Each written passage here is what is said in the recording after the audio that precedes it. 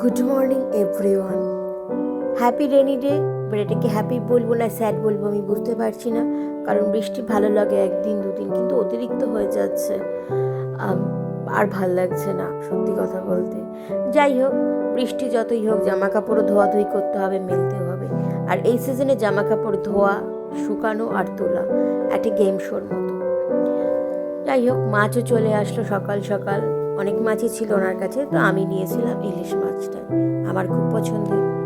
তো কী আর বলবো, ঘরেই রয়েছি, বাইরে কোথাও যাওয়া হচ্ছে না, শুধু বৃষ্টিই হচ্ছে। আর তো দেখলাম খুব বৃষ্টি নেমে গেছে, তো আমি আবার গেছিলাম ঠাকুরের বাসনটা মাজতে, ছাদেই মাজা হয় ওটা আমার। তারপরে দেখলাম বৃষ্টিও পড়ছে, আবার ছাদে জলও জমে গেছে। আমি তো ভাবলাম সুইমিং পুল হয়ে যাবে, তারপরে একটু জল টলটা ছাড়িয়ে দিই।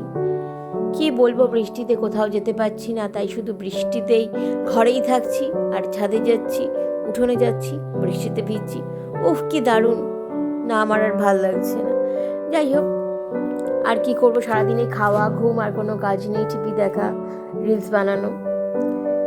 তো বিকেল হলো যথারীতি, একটু ফুচকাও পেয়ে গেলাম, খেলাম আজকে দই ফুচকা, আর জল ফুচকা খেলাম না।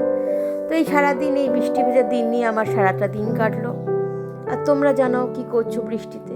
তবে আমি চাইছি, ভগবানের কাছে প্রেয়ার করছি তাড়াতাড়ি বৃষ্টি কমে যাক। Tata bye bye, next time তোমাদের সাথে আবার